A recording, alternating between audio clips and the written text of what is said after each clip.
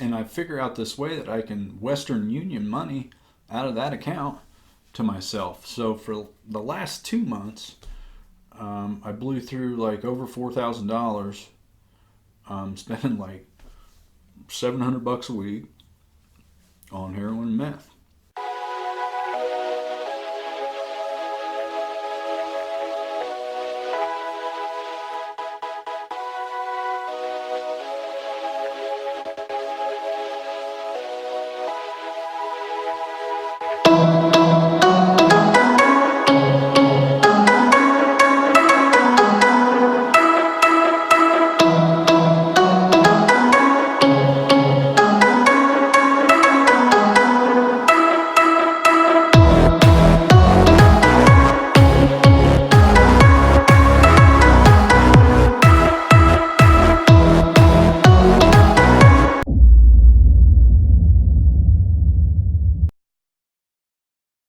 Welcome everyone, and this is Me to We Productions, where we share with you the recovery stories of others in hopes to help you create your own. Now these are everyday people within our communities that have found a new way to live under the most unlikely of circumstances. And today we have one of those people here with me, and this is Ross Volbrecht from Nashville, Indiana. How you doing today, bud? Doing well. How are you, John? I'm good. And the first question I want to ask you, Ross, is why did you want to be here today? I feel like a big part of my recovery is putting service into it. Part of that service being to tell my story. And then hopefully maybe somebody out there will listen to this story and be like, man, I kind of went through some similar stuff in my life, and I don't know what to do. This guy seems to be doing it. He might have something that I want, and so maybe they'll take something from this. You know, maybe not all of it, but some of it. How do you think your addiction all began? The addiction, I think, jumped off when I was 16 in high school, and I had a knee injury, and I had orthoscopic knee surgery.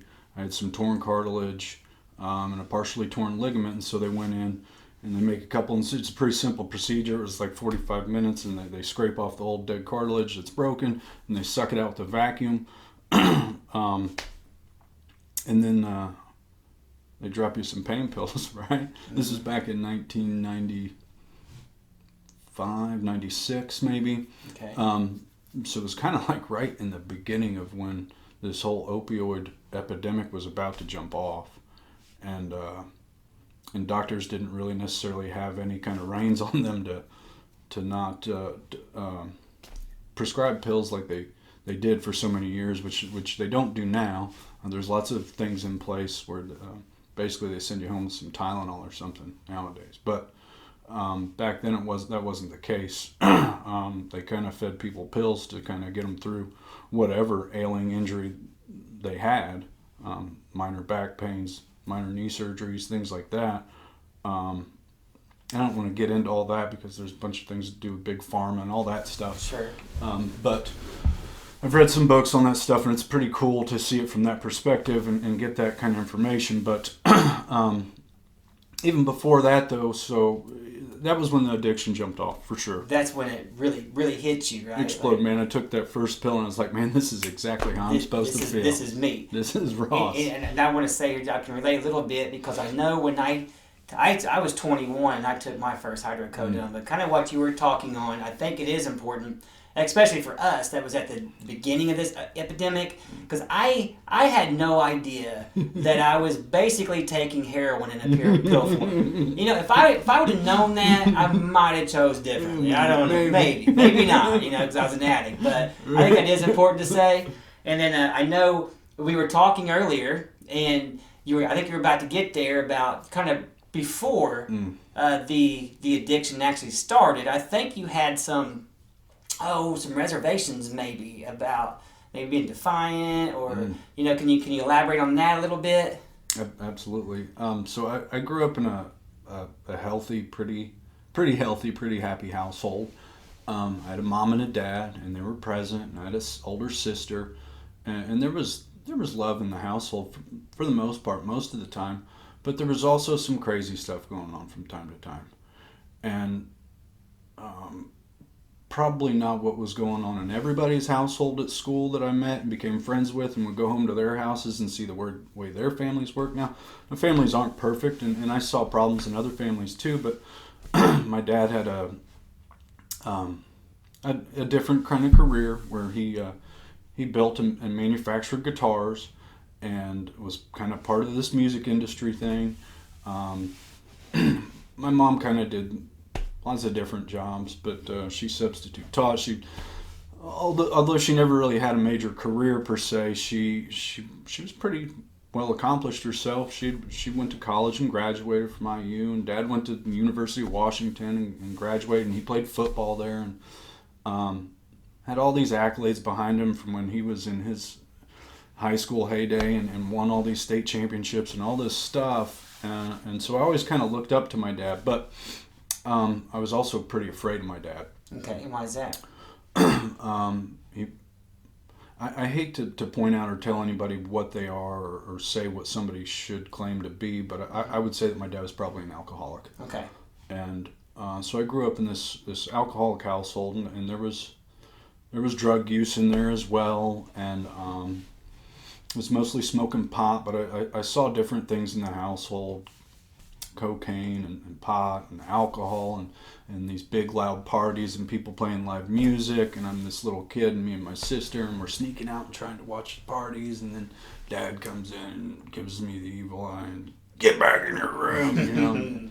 So I grew up with this fear of my father, like he was more powerful than God, and my mother grew up Jewish, and my father grew up Christian, and they were both really involved in religion as they grew up, and then they became these like hippies from the 70s and smoked pot and played music and stuff, and really free-willed kind of cool people, but they never forced religion on myself or my sister, so I never really grew up in this structured kind of environment. We didn't like sit down and have family dinners very often.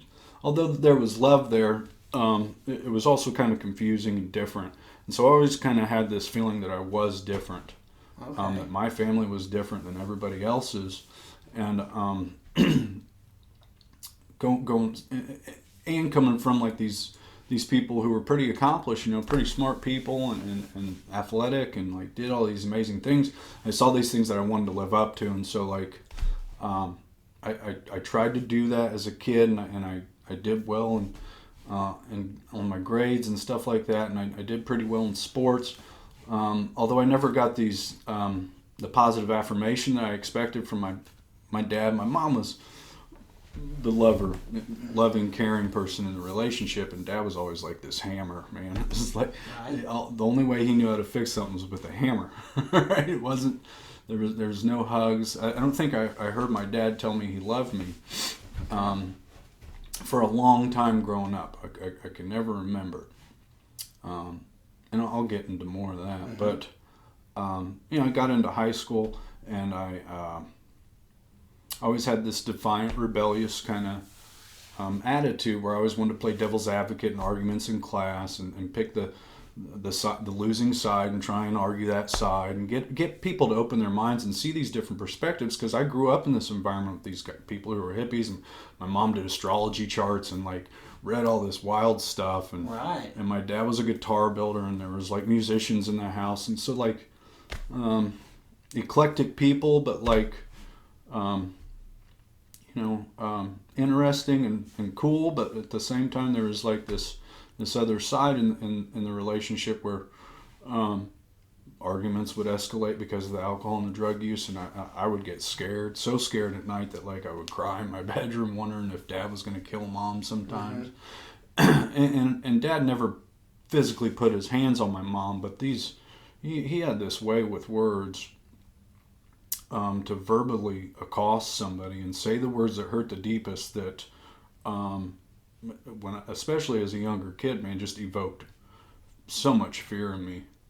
And I heard Mom scream and cry, and so you know, and ultimately they would kiss and make up, and then Dad would take us to Greenwood and take us shopping and buy us all kinds of cool stuff. Sure.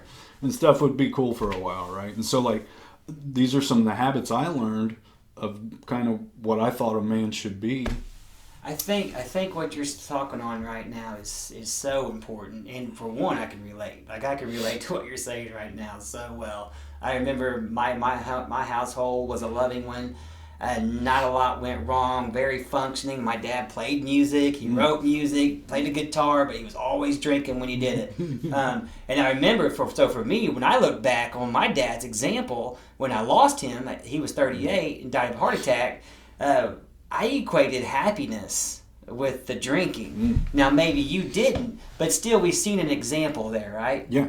Yeah, and how important, so how do you feel that example that you just talked about, how did that affect you?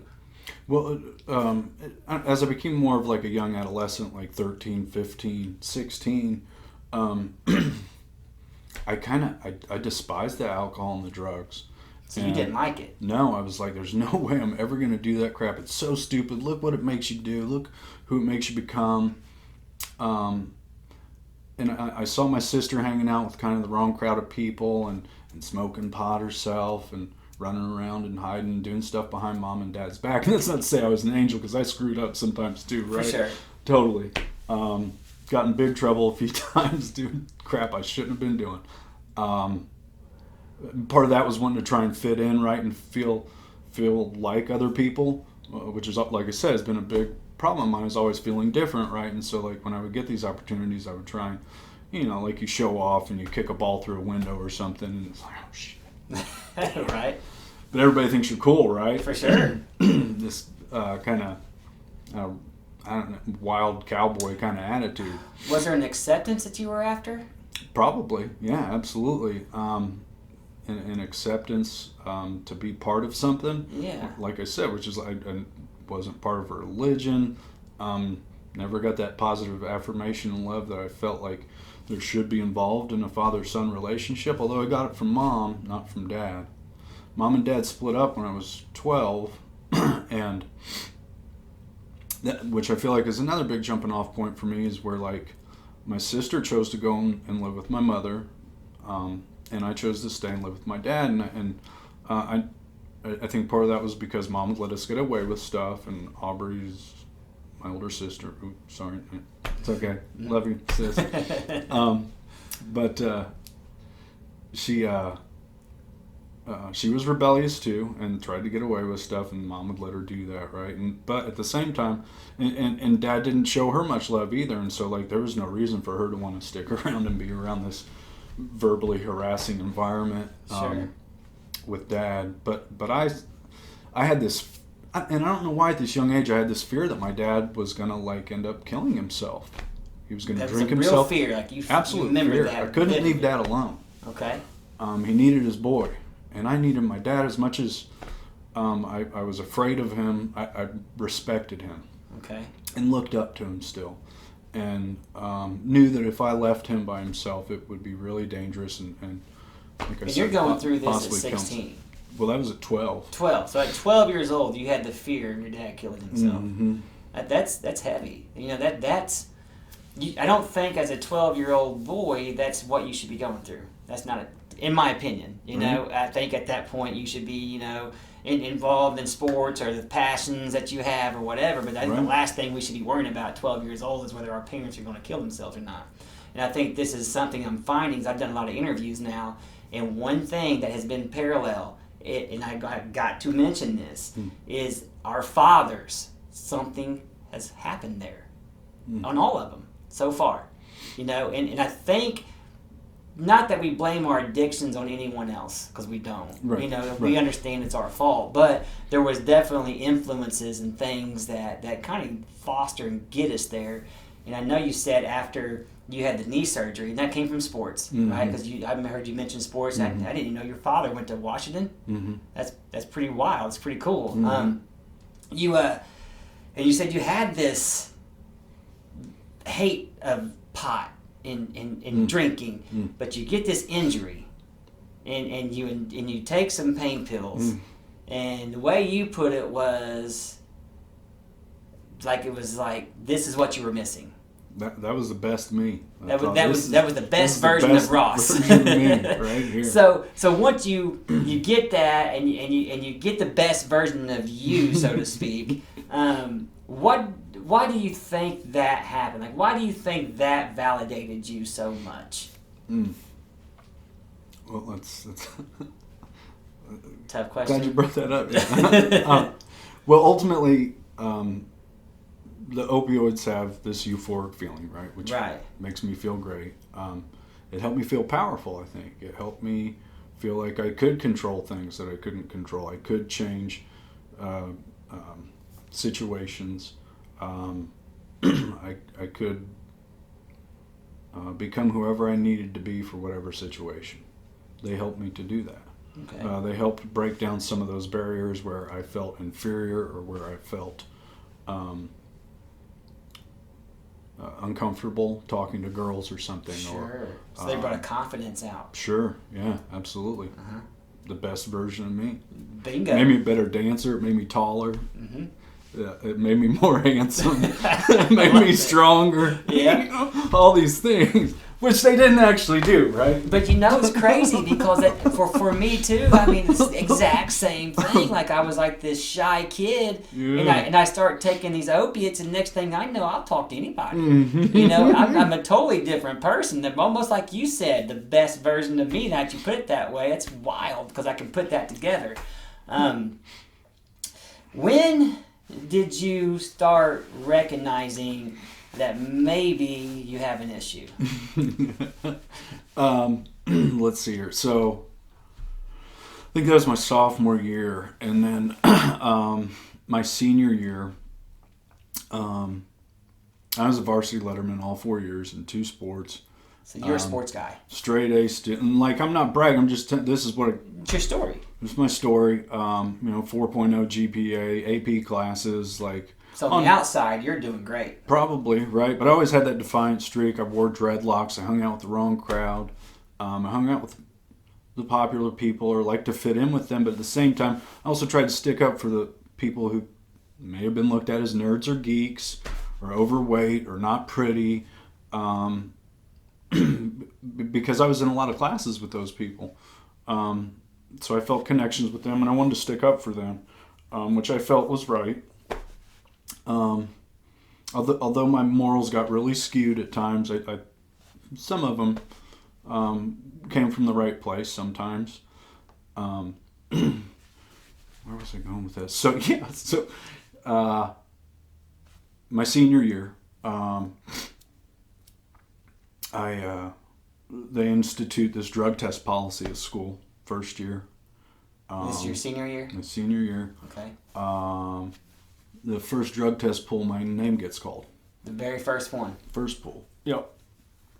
And the thing was is that I actually didn't smoke pot, so I wasn't really worried about the pot, but I since the knee surgery, my sophomore year, I hadn't quit taking pain pills, but I always kept this prescription in my pocket and my wallet that showed that I'd been prescribed the pain pills if they were to come up in my system, because I thought I was a pretty smart kid, right? Well, you did. Yeah, you're going to outthink I could always jump through hoops and like try and get out of as much trouble as I could, which was like covering up a lot of fear, right? But I failed for nicotine. Okay. And in the opioids, but like I said, I had the prescription, although it was like a year and a half old. They dropped the opioid thing. We're like, okay. But and the thing was, I was 18 years old, and so like legally in the state of Indiana, in the country of the United States, I can go to country, or I can go to war and fight and die for my country. Yeah. And I can use tobacco. Yeah. But the judge and the court system didn't seem to agree with that, and thought that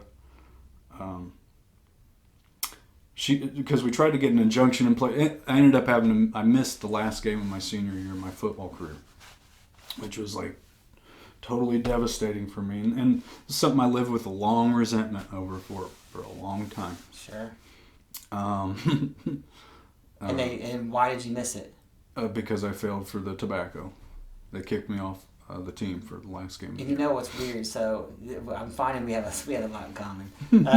So I remember my last 2 years, my junior and senior year, I went to 5 different high schools, and I had a hard time finding my way back into sports.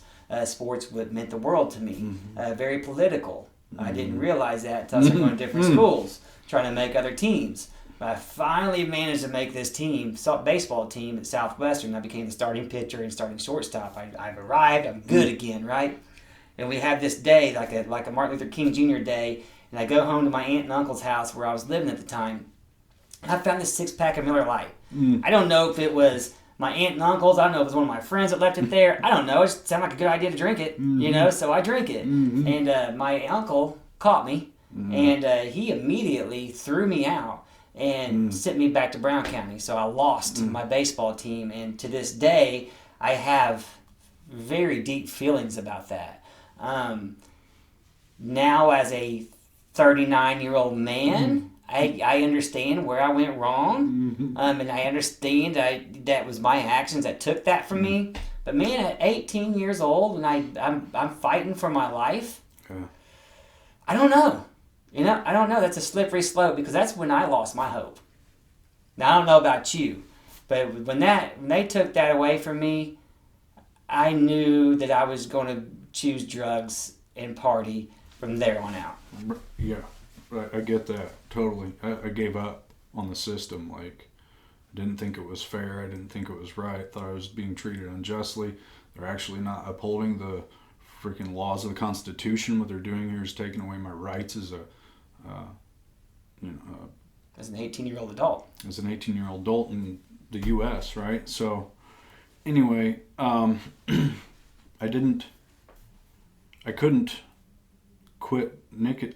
It was hard for me to quit using chewing tobacco for months, but they wouldn't let me play on the baseball team until I could pass a drug test. For nicotine. For nicotine. So the principal and I ended up getting to develop these relationships with the superintendent and the principal and the athletic director and all these people who I never thought gave 2 craps about me. This was kind of cool about it. They were they were getting me nicotine patches and they were checking on me every week. And ultimately, I think it was, and I'm not patting my own back, but I was a pretty good athlete, and they wanted me to be able to play on the baseball team. I'm sure they did.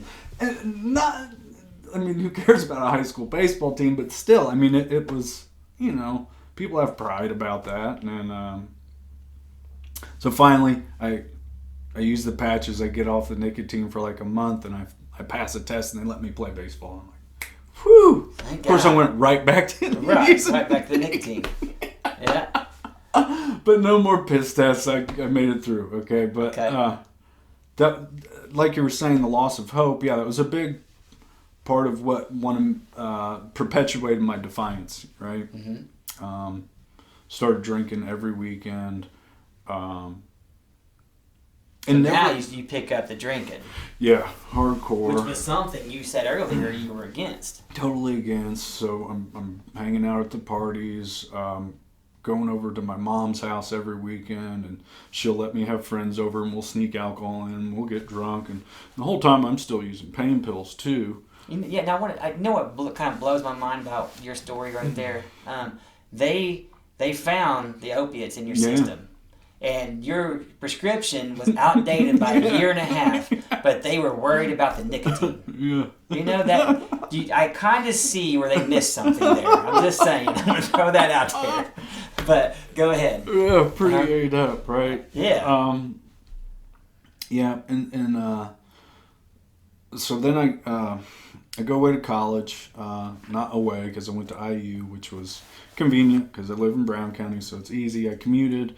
And I still never really fully applied myself. Got into drinking a whole lot more, smoking pot. At IU? At IU, doing all kinds of other drugs, cocaine, meth, ecstasy. So now you're really getting involved now. Skyrocketing now, right? Uh-huh.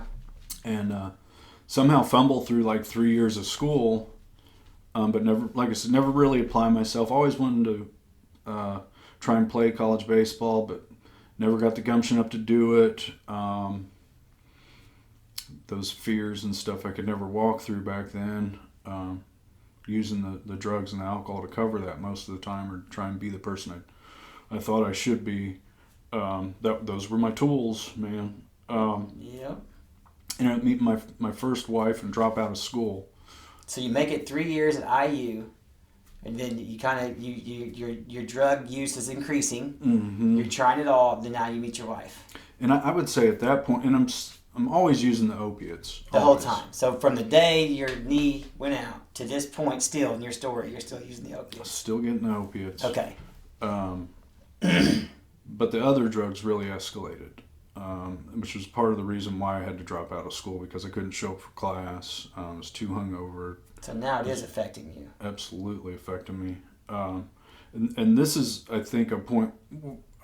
Looking back, I know it was a sign, right? Sure. It was the real start to the escalation. Never saw it while I was in it. I always thought it was outside circumstances that screwed me up. It was their fault. It was never my fault.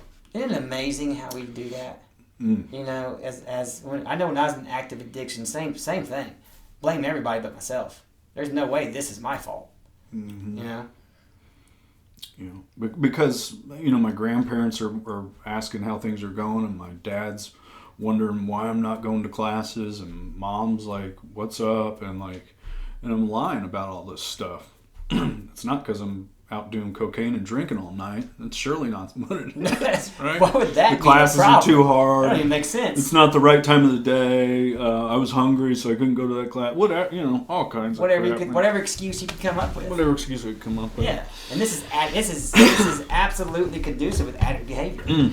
It goes right with it. Mm-hmm. And so you actually drop out of IU. Do you have? What's your feelings about that today? Just real quick, do you wish you would have finished? Hell yeah. Yeah, absolutely, right? Yeah. Not that necessarily a college degree makes who you are or is going to guarantee you get any kind of great job, but it certainly doesn't hurt on a resume. It definitely don't hurt, that's true. A college degree, right? So what happens when you actually drop out? One thing I neglected to bring up, which was also kind of, so I'd had, when I was brought up, I didn't have any connection with religion, wasn't brought up in religion. The only time I saw religion was when we went to visit Grandma and Grandpa at Christmas, and they would take us to church or something. So I always felt awkward and weird in a church. And then my senior year of high school, I started dating, or junior year of high school, I started dating a girl who was this, I don't know, an angel on earth, really. She was beautiful, amazing, and her family is really involved in church. And I ended up getting to be more close with their family than I really ever was with mine. Okay. She had younger siblings, and they looked at me as an older brother, and her mom and dad took me in like another kid, and it felt great. And they went to church, and so I ended up going to church with them all the time. Got real close with this family, and then my sophomore year in college, she was a senior in high school. I was a few years ahead of her, and she was in a car accident and died. Ooh. And man, that talk about a lot of pain and shame and guilt. Why was it her? I'm the one that's drinking and drugging every night, and doing the wrong thing, and she'd never smoked a cigarette in her life. And what is God's purpose to take her out of this world? That had to make you question a lot of things. Man, that was real difficult, and that dug me even further into the usage and whatnot. But I tried for a time to get connected with the church, and that works for some people, and my hat's off to them. But and it's my own conception of what God is and what religion is. Yeah. That it's my fault that religion just doesn't work for me, but it doesn't work for me. And that's okay. I think it's totally. I think it's absolutely okay to say that. Everybody has a different, like you said, perspective of God anyways, and what that means. That doesn't mean you don't have a higher power, so to speak, or maybe you don't, or you even need one. I don't know. I think that's something that's left up to us as individuals to decide on. Because I too have not found my place in the church. I partner with a lot of churches, and like you said, my hat's off for sure. I have seen people change their lives that way. Right. Therefore, I have no business judging it. I don't, but it just wasn't for me. You know, and I completely agree. Church today is part of what I'm adding back into my program to help grow the spiritual side of my program, which I feel like is the main basis of what my program is to become more spiritually aware and connected and feel like part of something, but working on that, right? So well maybe that's just what it is, connection, you know. I don't know. I absolutely think so, yeah. Because I think that's what my higher power, my God, wants of me, is to be of service to other human beings. Me too. To connect with them. So okay.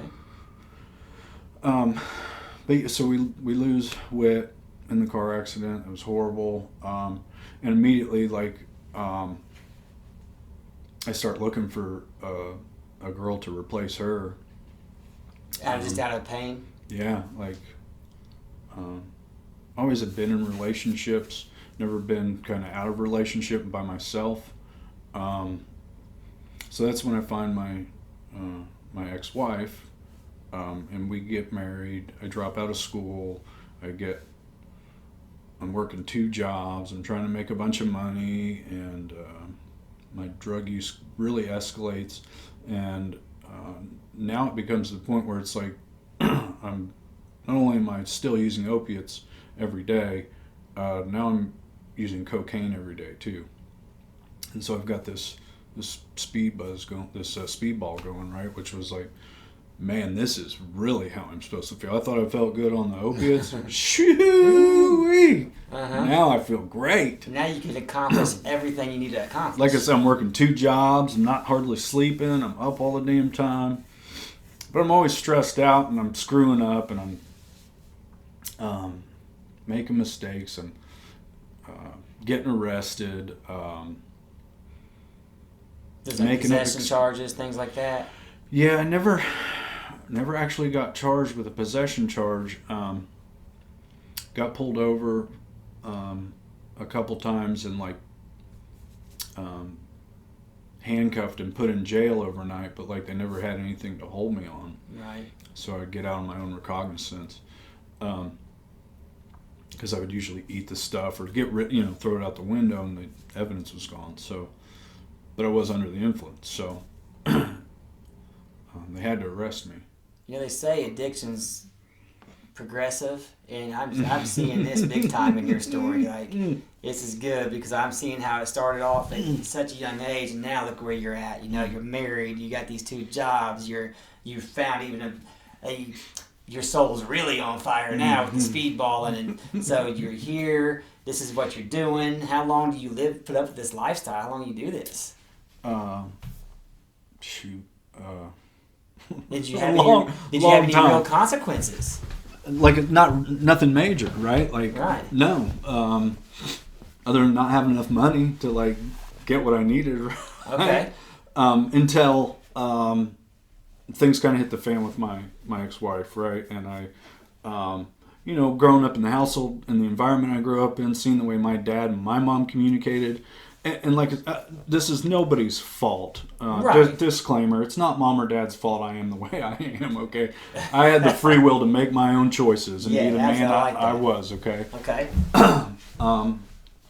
But I did see how things worked, right? Sure. And so I developed this knack of saying the words that hurt the deepest, and would lash out at my wife about not having little things done in the house, maybe not having the laundry done or the dishes done or dinner ready, because I was the one working and making the money, and all you got to do is make sure the bills go out on time and have dinner on the So you're really right, this. So now here you are. You're the hammer. Right, I'm the hammer. You're the hammer, and that's what happens, right? Yes. I break stuff and rip doors off hinges, do bad, scary stuff, and never put my hands on her, but scared her. So you're, in essence, doing the exact same thing that you seen as a kid. Bro. Right? Yeah. To a T. To a T. Yeah. To a T. Yeah.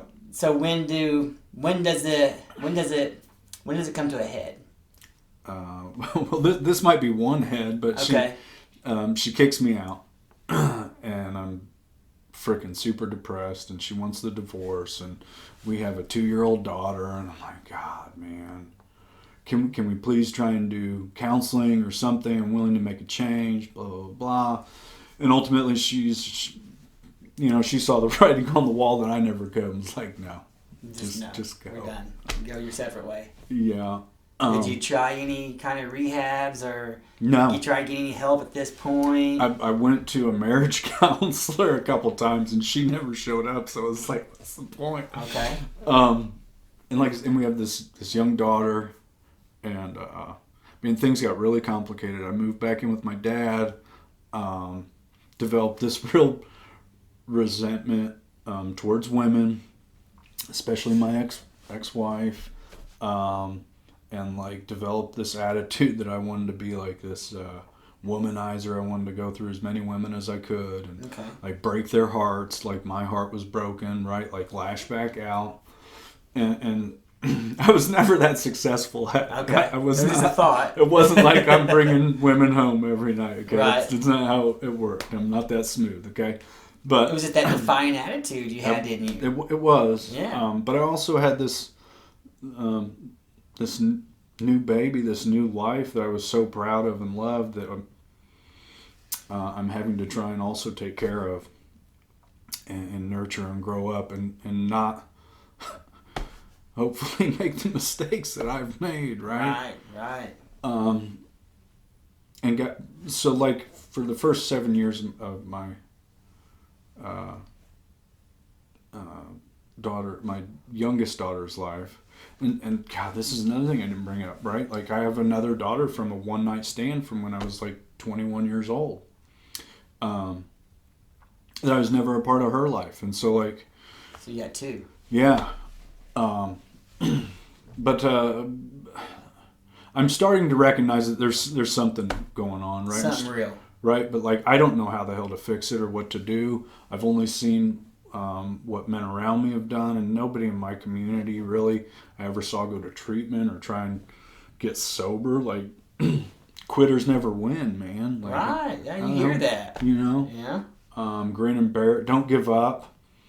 Well, you know, John Wayne kind of attitude, right? And I saw that from my dad, and so like I'm just trying to put my nose to the grindstone and be this. I became this really functional addict. Sure. Right. I all willpower. Yeah. Yeah. Yeah. And I think my daughter she was about 7, and I had become almost the main caregiver for her, where I was having to drive her to daycare every morning and pick her up on the way home, and her mom had another relationship and was remarried to another guy, and it was kind of like she would get my daughter on the weekends, and so it was like me and my daughter got really close, and then around the time she was 7, her mother started to kind of want to get more involved in her life and spend more time with her, and I always felt like I always had to tried to take the moral high road with her, or take the bullet essentially, where anytime there was a meeting that was supposed to take place, I always had to drive to them, or pay the extra money for whatever, or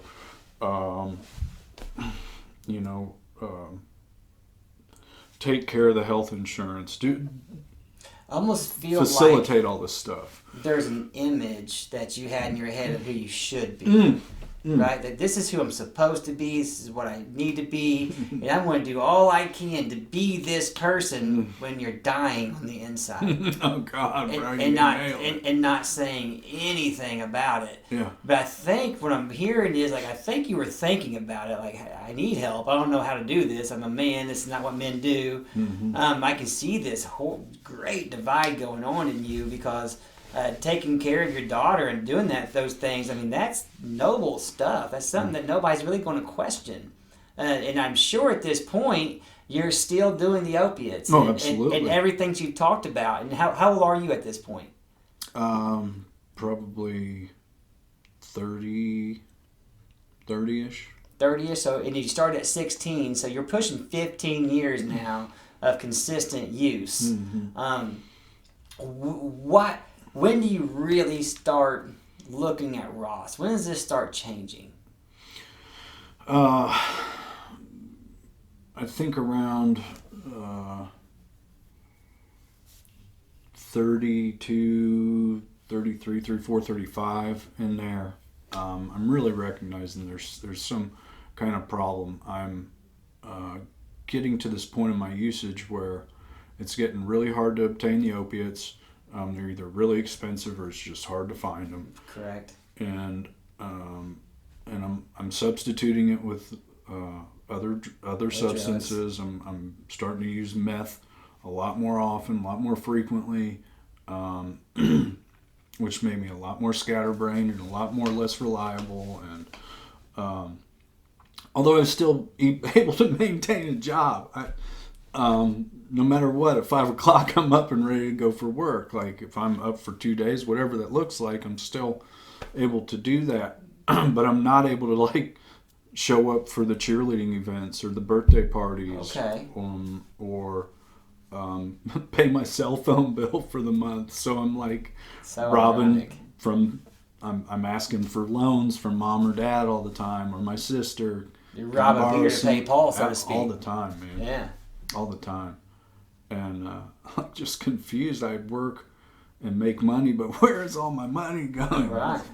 Fucking going up the nose, man. Or in the mouth, or whatever. But then I start to date some women again, and I get involved in these really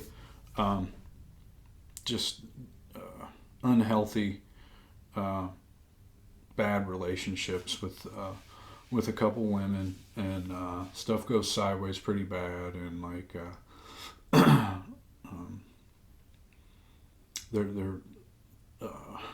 lots of bad stuff went down, right? Like stuff ends up getting stolen out of my dad's house, and stuff gets stolen from me. And this is stuff that's not ever happened to you. Right. Yet. Right. Yeah. Not yet. And I'm starting to see some kind of like sign, not knowing what to do still though. So like now I disconnect from everybody again, and I start becoming real introverted and depressed. I feel backed into a corner. My ex-wife she gets this kind of influential job in the county, and now I'm like, shit, man, she knows everything's going on with me. I get in another kind of a trouble situation, which this isn't a fifth step, so I'm not going into that directly. Right, absolutely. For the protection of other people involved, but I did some bad crap, man. Sure, that's fine. And there are probably people out there who aren't necessarily real happy with me, and that is their opinion, and they are free to have that opinion and think that way as long as they want to. There's two things I'd like to say real fast. One, as I'm listening to you, I can really see, and you probably can too, just the insanity of addiction. You took this moral high road with women, like, okay, I'm not going to date women to be this great example for my daughter, but the whole time you're using drugs. That's crazy. It's crazy thinking. We can say that today, and then, I had to deal with this stuff too, because I have burglarized, and I have told people this over and over again. Honestly, 300 to 400 homes across 5 or 6 counties. I couldn't imagine the bad that's out there. The kids are out there that can't sleep because I was in their room. The stranger, right. Yada yada yada. For me, I think the best thing I can do is just be a good living amends. I don't know how else to do it. Right. I really don't, and I think that's what you are, and that's what you do. And it definitely don't relieve what I did. It doesn't take the actions that I did away. I fully take responsibility for that, and I'm truly sorry. But if I can help somebody break those chains and stop doing that kind of stuff, that's why I do what I do. Yeah, hell yeah. And I'm super grateful for men like you to show give me some kind of roadmap as to how to get through that stuff, because of those mistakes I made. And part of that was like having to go to court and stand up and be accountable for it, like you did when you had to go to jail and stuff. And sure so like, I had to walk through that too. So you did go through court systems and which I kind of kept getting continuances put on this stuff because I couldn't stay sober, right? And I was on probation, and they wanted me to do this IOP stuff. They had me take this, or first they had me do the drug and alcohol evaluation thing, and like I pretty much tried to lie through that, and like that didn't work. They're like, no, you need forever an IOP, and I'm like, what are you talking about, man? Come on. And I can't make it through IOP because I failed like 3 different mouth swabs. Sure. So and then I miss court dates because I'm afraid to look at mail. I go in to show up for a probation meeting, and there's 2 police officers in there waiting for me on a FTA. Failure to appear. Mm-hmm. And I've got a Whizzinator in my pocket and fake piss, and a little bit of meth in my wallet, and like boom, I'm hit right there. Hit. I'm like, shoo-wee. Yep. So now you got more charges. Now I got more charges. Well, so now your consequences are really starting to come. Yeah, I'm like, man, how many hoops do I have to jump through? And I'm like so overwhelmed by all this, and like not knowing where to turn. Like I said, my ex-wife's kind of influential, and she knows all this crap that's going on. I can't hide anything from her. So you're kind of in the spotlight there a little bit. Like, Scared shitless. Became super introverted and depressed, and was hiding and using in my room all the time. Was still going to work somehow through all this. Had a great boss and company that I worked for, and they were willing to like work with me because I ended up having to get put on house arrest, and like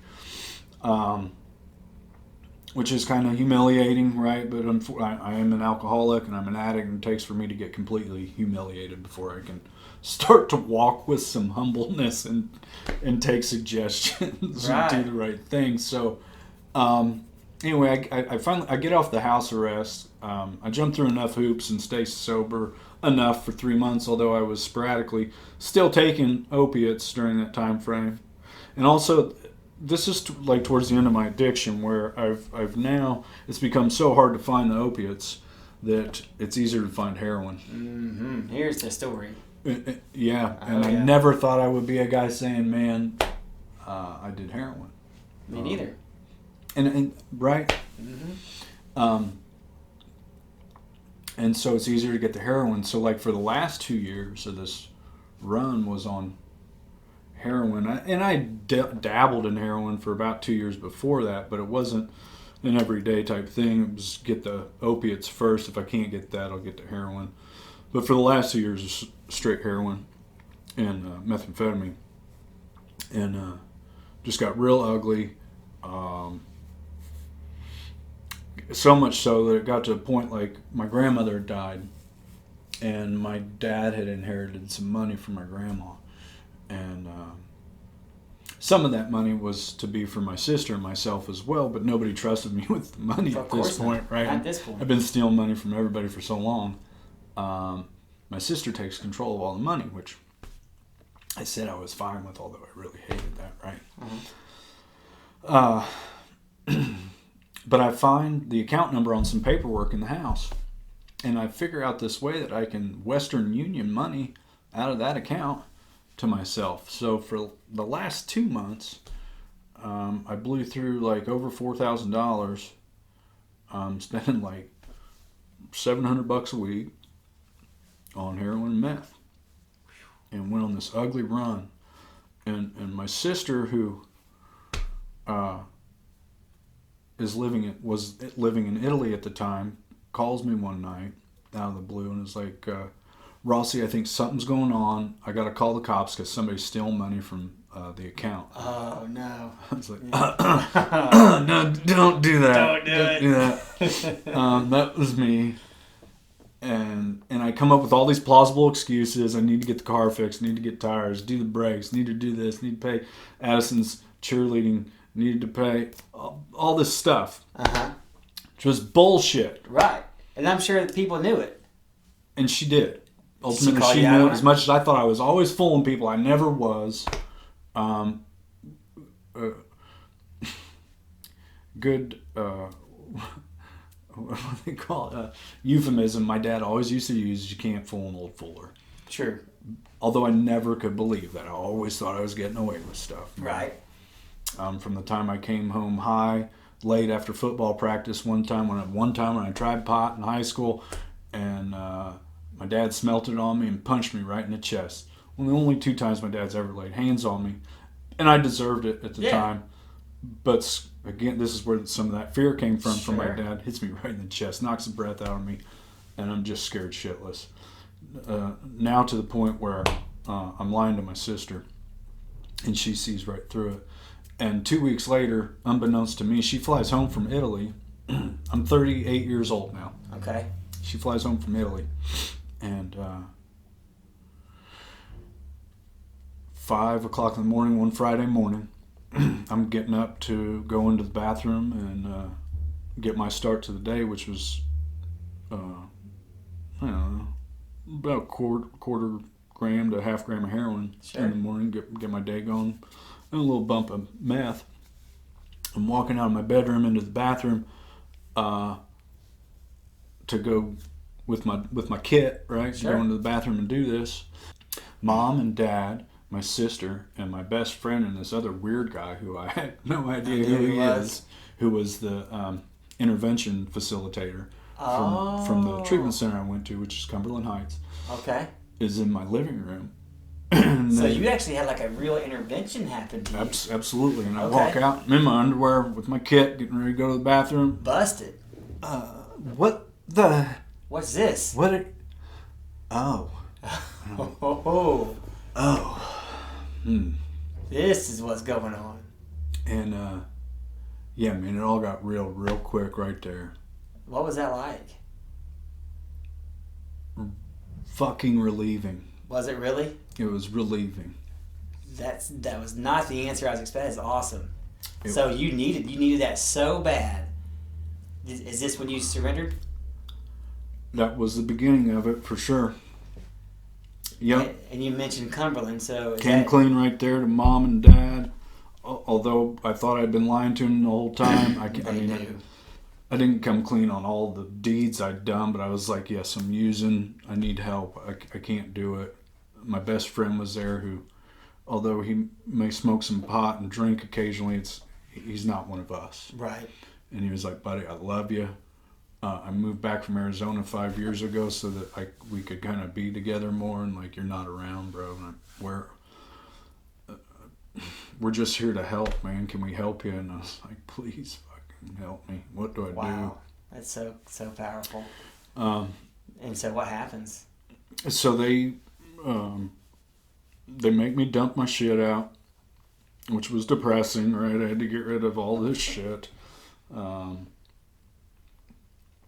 And jump in the car and drive immediately to Nashville, Tennessee, and go to Cumberland Heights. So completely out of the state. Yeah. You go to Cumberland Heights. Oh, my sister says, "Look, Rossi, I'm gonna give you two choices here. One, you can either go to treatment, or 2, you can get the fuck out of the family, and we're not going to help anymore." Strong statement. Okay, well, where are we going? Let's go to Cumberland. She says, you can either go to Nashville, Tennessee. She'd done all this research and stuff and got this intervention specialist guy. Bro, I don't know. Yeah, I can't thank my sister enough, man. Like it's the weird household we grew up in. All the time we always felt like we were protecting each other. So we had, I feel like my sister and I had this unique, great, amazing bond where sometimes you don't see in sibling relationships, where it seems like there's somebody's always trying to fight to be on top or be more important or be mom and dad's special one. Mm-hmm. You know, we never really had that going on. We always looked out for each other and stuck up for each other, and she totally did, man. She saved my life. That's so cool. Yeah. so that was the beginning of the journey back into kind of to finding you again. Yeah. Yeah. So apparently you go to Cumberland. You go to this Cumberland. treatment center. And obviously you are here today. And how much clean time do you have now? Just over 20 months. 20 months. So you're over a year, coming up on 2 years. Mm-hmm. And so why did this place work? What happened down there? By the grace of God. By the grace of God, man. And a bunch of cool people that were willing to fucking show me some love when I couldn't love myself. Right. Help give me that outline, the map to like how it works. It was Cumberland is a medical treatment center. Okay. Some people call them insane asylums. Okay, so it's like that. No. Oh, no. okay. I mean, it was a rehabilitation center. Okay. Ultimately, it's an insane asylum. Gotcha. Yeah. We confuse the issue and try and call them rehab centers or detoxes. They're insane asylums. It's where people, because that's what they used to do with drug addicts. They put you in an insane asylum or an alcoholic. That's true. It's a medical facility where there are professionals helping take care of you, and they get you in. They got me into detox, which I didn't spend that much time in detox. I spent 2 days coming down on a Suboxone taper. I just wanted to be off the substances. Initially, I thought I just needed the substances removed. Man, I just get me to quit taking this crap, and I'm fine. Everything will be perfect. I'll go back home. I'll have my job. I'll be the number one dad, the number one son. I got this. Mm-hmm. And reminds me of what you said the other night. You said, how do I just get clean and sober and I just get back to normal? yeah. When do I just get me When does there? that happen? Just get me through this real quick. Yeah. So while you're there detoxing too, you're also going to meetings and stuff. Step work meetings, and I didn't know what any of this crap was, man. Even in the IOP stuff I went to, I never listened to that crap, which was like a total of like 8 sessions or something. Right. Like I said, I flunked out of that pretty quickly, but now I'm here. I'm checked in. Fortunately I had like medical insurance at the time because I had this job for 15 years, which Sure. I hadn't lost yet. Right. And taking me through detox and going to these sessions, therapy sessions, and starting to kind of try and open my ears. Everything's really foggy, right? Because all the drug use, man, and the way that I think things should work and what I think I know is best. And I still have this reservation while I'm there. Even for like the first week, I'm like, man, this crap will not work for me. Just in case you don't know, I'm a pretty smart guy. Mm-hmm. I can figure this out on my own. Like I said, you just get me off the substances, I'm good. Mm-hmm. But then it's like I go through this emotional, I call it dumpster fire, where like I'm so up and down all the time. I don't know how to control any of the emotions or what to do with them. And I start to break down some of the walls of indifference that I have around what I think AA or a program of recovery entails, which I thought was a freaking cult. I thought they were crazy. It's not the right perspective. But No. Yeah, I know, you're right. I'm like, bro, this is a cult. They're trying to brainwash me. Ain't gonna work. Not that guy. And I'm defiant to a core. Right. Like, because the fact of the matter is that AA and NA, CA, whatever anonymous you're affiliated with, all those programs have done is work for millions of people to help them to stay sober.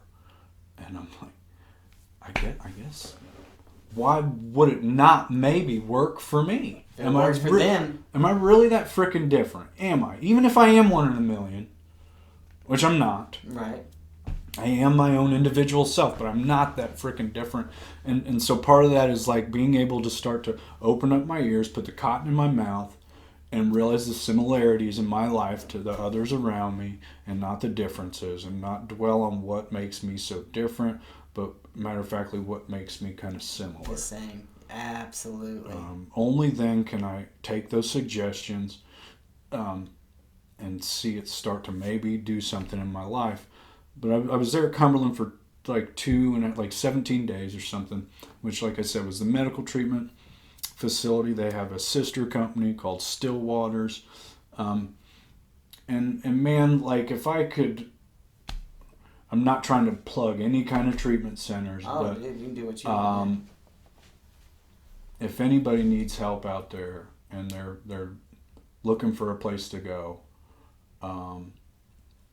I would absolutely recommend Cumberland Heights in Nashville, Tennessee, and then I would also recommend Stillwaters, which Stillwaters is not a medical facility. So what happens is once you get through a certain, for me, was to build some kind of base knowledge in what recovery entails at Cumberland Heights, because I had no idea at 38 years old what the hell recovery programs encompass, what any of the literature means, or who wrote it, or what it's about.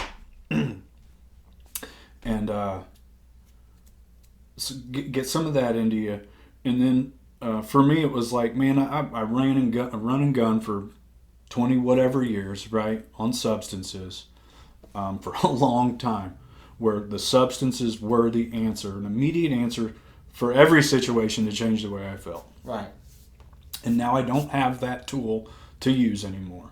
And so I've got to learn a new way to start to change the way I feel, or just start to be comfortable with the ways I feel, right? Which that was part of the dumpster fire, was getting all those emotions back, right? And learn how to deal with that stuff.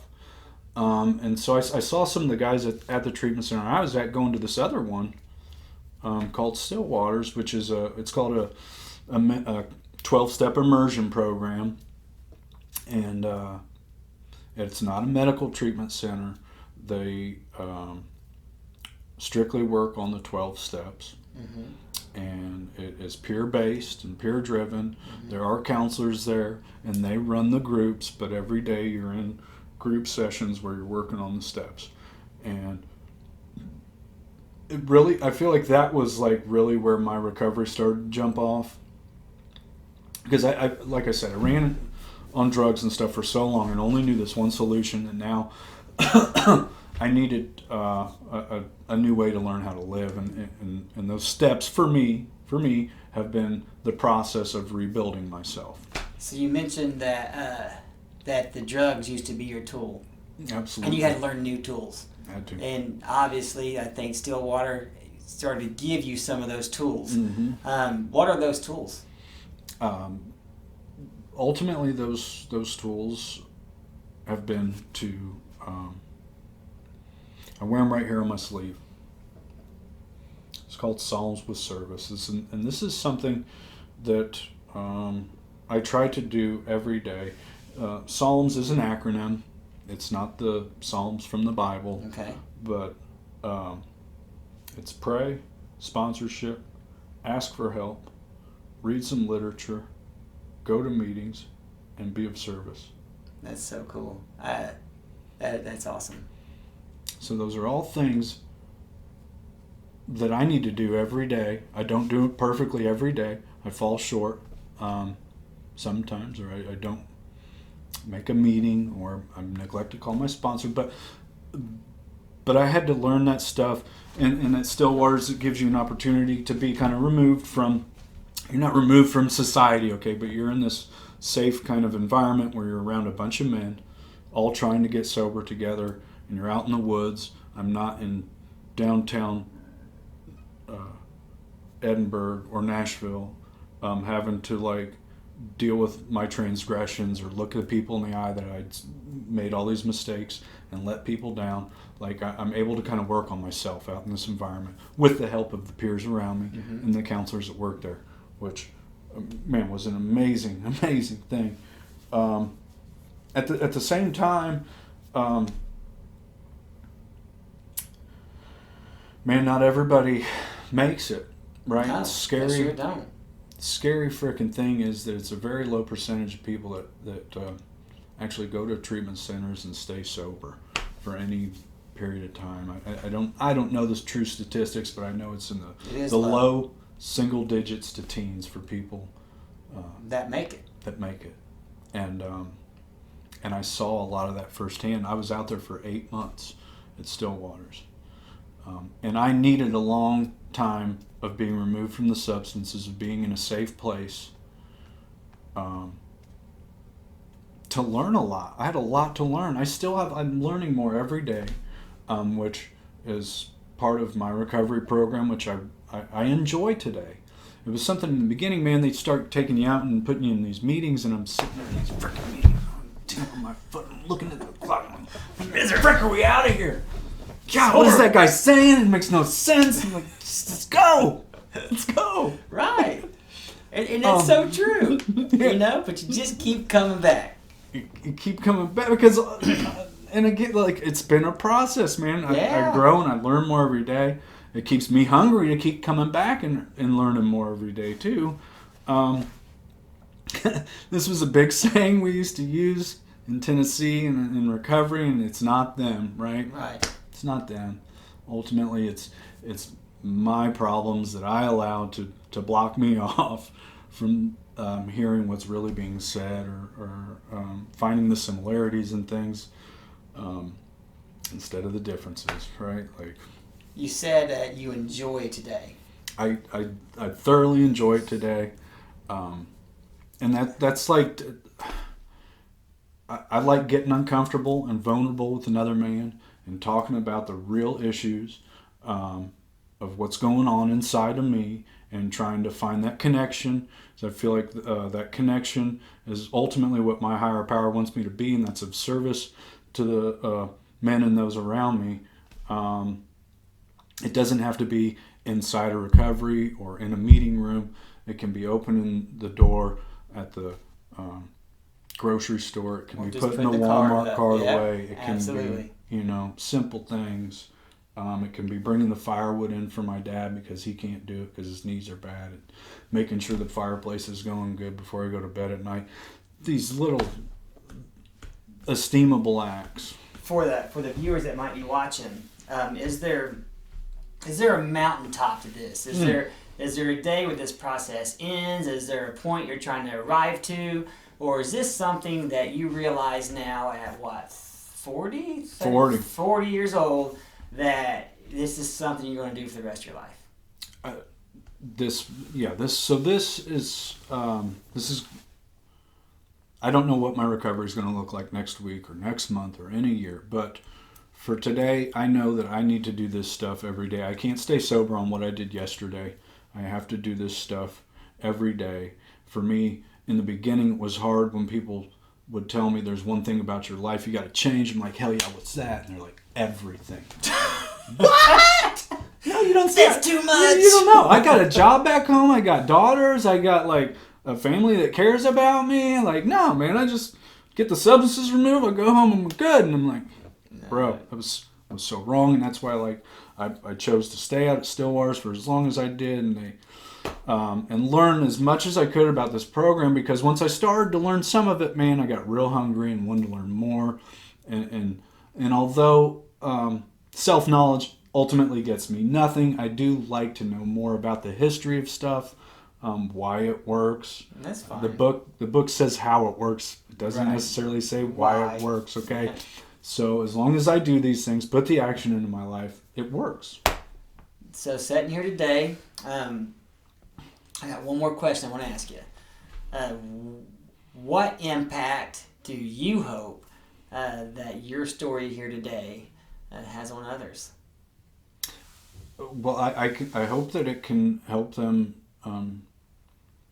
to start to find some kind of connection with people again. I know how desperate desperate and scared I had felt for so long, and didn't know what to do. I hope that it can help maybe somebody to take a suggestion and maybe get some help if they need it, or choose to, if they choose to become part of a 12-step program. Get a sponsor, go to some meetings, read some literature about recovery, because you'll be amazed at the amount of sunshine and love of some kind of higher power that you'll start to feel when you do start to do some little esteemable acts in your life again. For me in the beginning, man, it was really small. It was like, I just need to get up and brush my teeth, and I need to make my bed. Yep. And I need to take a shower and shave. The basics. You know, when you start showing some respect and love to yourself, I think then you'll be able to start to show some to other people. But ultimately, I couldn't even look at myself in the mirror when I was shaving in the beginning, so it was like, man, it took the fellowship and the brotherhood and men around me to show love to me, to make me believe that I was worth it. Didn't think I was worth it. Well, you're definitely worth it. And Ross, thank you so much for doing this today with me. Guys, I think if you paid attention to this story, you got to hear a lot today. We got to hear how addiction progresses, how he was feared at an early age, how you kind of do what you were taught when you were younger, and even the insanity of addiction itself. You had to hear at one point how he tried to keep this image while this other thing was going on underneath here, and it made absolutely no sense. But you also got to see the love of his sister, calling him out, the intervention, the amazing amount of love that she showed you, and truly, in my opinion, that was what saved your life. Now you had some work to do after that.